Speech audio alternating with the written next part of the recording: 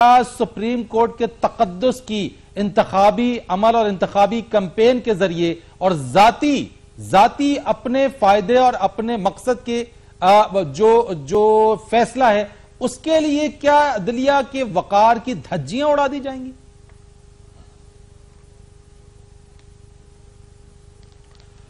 फरीद, देखिए, अदलिया का किरदार, जाहिर बात है कि ये बिल्कुल सही बात कह रहे हैं सलीम बुखारी साहब कि अगर पार्लियामान के अंदर पनामा केस के बाद हिज़्ब इख्तलाफ की जमातों और हुक्मरान जमात नून लीग के दरमियान कोई बात हो जाती और एक फार्मूला बन जाता तो ये नौबत तो नहीं आती। ये तो एक साल गुजर जाने के बाद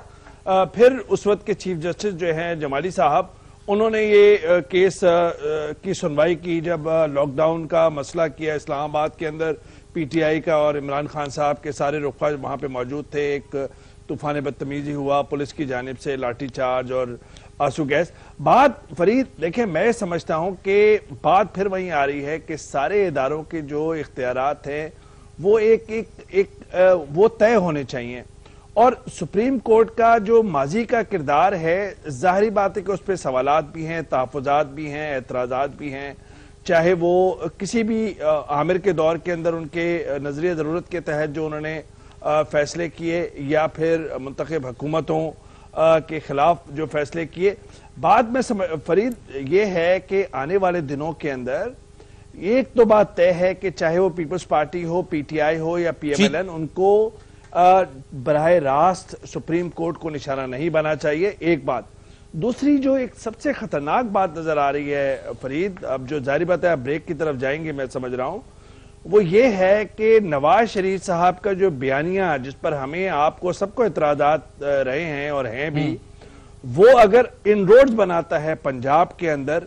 तो फिर हम आने वाले दिनों के अंदर एस्टैब्लिशमेंट और पीएमएलएन के दरमियान एक नई टसल देखेंगे जो एस्टैब्लिशमेंट के लिए भी बहुत ज्यादा परेशान कुन है और सियासत के लिए भी, मुल्क की सियासत के लिए भी एक खतरनाक रुझान होगा। ओके, आपके इस पॉइंट को, पंजाब की आपके इसी पॉइंट को एक्सपर्ट नहीं हूं फरीद। ठीक है, आपके इसी पॉइंट को, वेरी गुड पॉइंट आपने। मैं ये कह रहा हूं कि अगर एक ही घर के अंदर सिर्फ मैं आपसे 1 मिनट लूंगा फरीद, 2 एस्टैब्लिशमेंट, मैं तो छोटे सूबे से ताल्लुक है मेरा, हमारे बचपन से लेके 9 उम्र से लेके हमारी जो अंडरस्टैंडिंग है, 2 एस्टैब्लिशमेंट है पाकिस्तान में। एक है पाकिस्तान की ब्रिटिश एस्टैब्लिशमेंट और दूसरी जो है वो शरीफ की सिविलियन एस्टैब्लिशमेंट, और दोनों की जो कंपोजिशन है वो पंजाब से है। तो एक ही घर के अंदर पीएमएलएन का वोटर है और उसी घर के अंदर फौज का सिपाही या फौज का अफसर है। तो अगर नवाज शरीफ साहब और उनकी साहबजादी मरियम नवाज साहिबा इस बयानियों को लेकर चलते हैं और कहीं वो इनरोड्स बना दे, हालांकि तारीख मज़ाहमती तारीख नहीं मिलती नून लीग की सियासत की इस तरह की, अगर मैं कह रहा हूं कि अगर ये बना लेती है तो फिर तो एक टसल होगी और एस्टैब्लिशमेंट इसी वजह से मैं समझता हूं कि ऑल आउट नहीं जाएगी शरीफ खानदान के खिलाफ आगे चलकर, अगर नवाज शरीफ खुद अपने पांव पे मजीद कुल्हाड़ी के वार करते ना रहे आने वाले दिनों में। ठीक है।